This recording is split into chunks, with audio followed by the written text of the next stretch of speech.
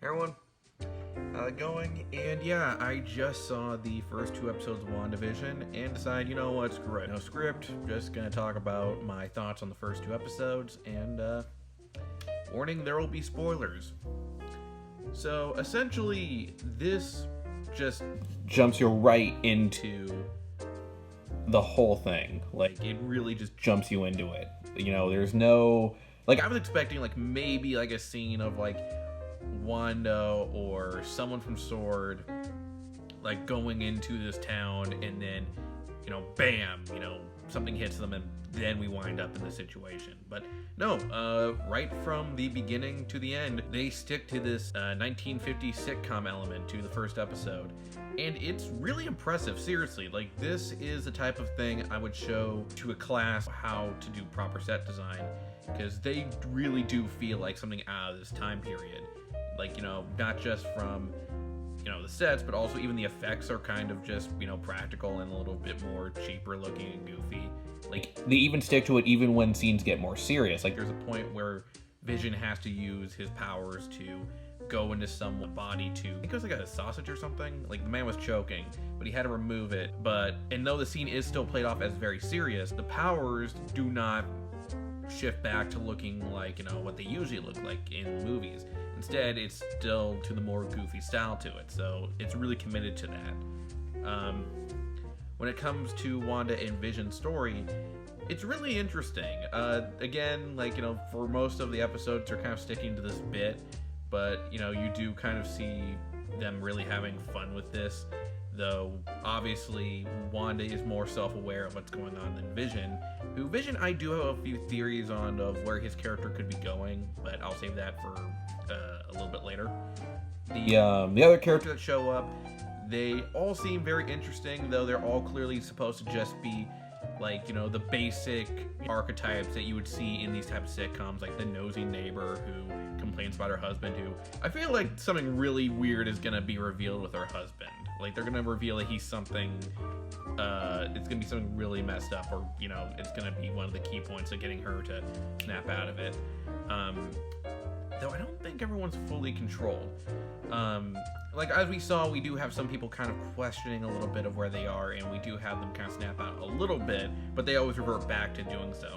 Though I do feel like, you know, some characters, particularly Mrs. Hart, who the actress's name is escaping me, and I feel so bad, but she played, Kitty Foreman, That 70s Show. The way her character plays off during the end of episode 1, when her husband choking, and after Wanda, you know, tells Vision to help him, she then leaves the house, and right before she leaves, though, she covers Wanda's eyes and says, "Your guests are leaving."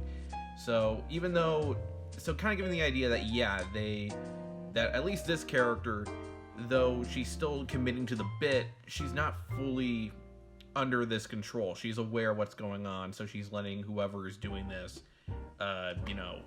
know that, yeah, they're just gonna go, not gonna be any more problems, they're not gonna mess with the show, because obviously whoever is doing this doesn't want them to break script. And as for who's doing this, there has been a lot of theories, though the popular one is Mephisto. This makes a lot of sense because in the comics, when Wanda had her sons the first time, Mephisto was the one who created them, but to be his vessels. And in the first two episodes, they do emphasize a lot about having children. You know, they mention, you know, in the first episode, talking about why don't you have children?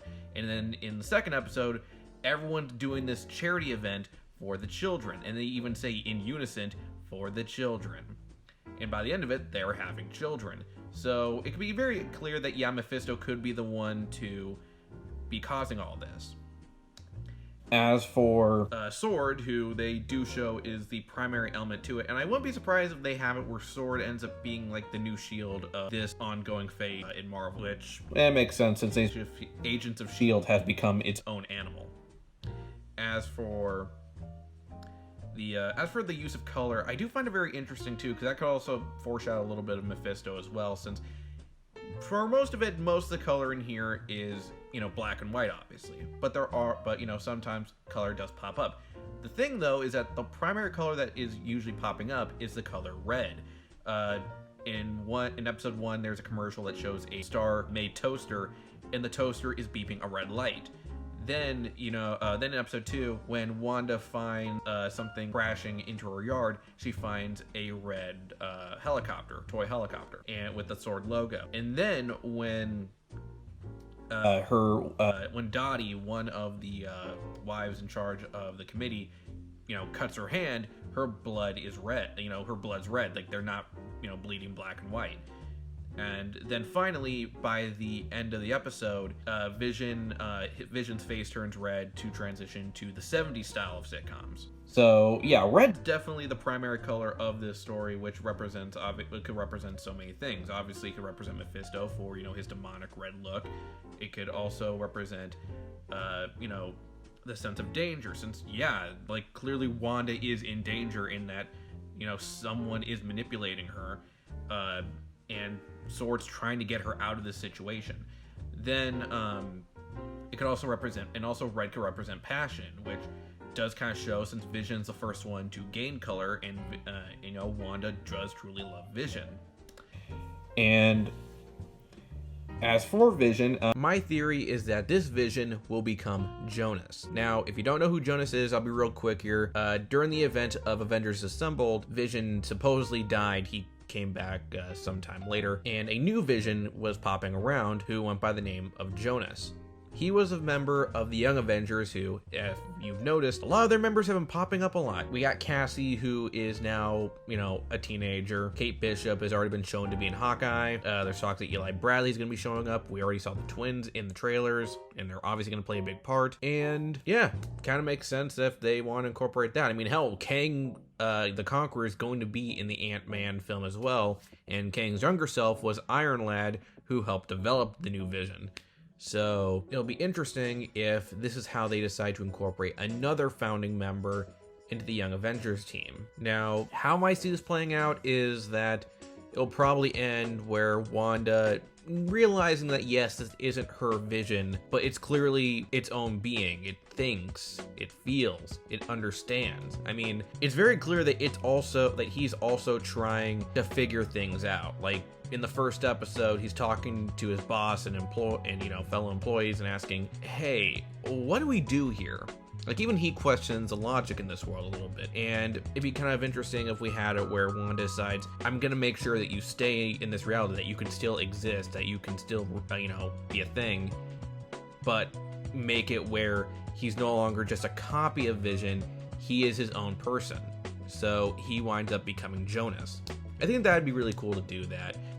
But yeah, I'm sold.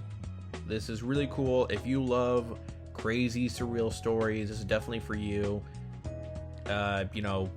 Especially if you're a fan of Twilight Zone, Pleasantville. And I'm not gonna lie, I kind of got some Don't Hug Me, I'm Scared vibes a little bit. But yeah, I do recommend checking this out. Though, if you are hoping for some crazy action, yeah, you're probably gonna have to wait a little bit. Be that for the good chunk of the series. There probably will be some action as the series progresses, but yeah, for now, it's mostly diving into this really, really creepy fantasy land. So yeah.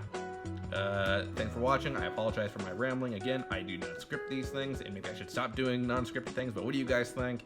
And yeah, I'll see you later.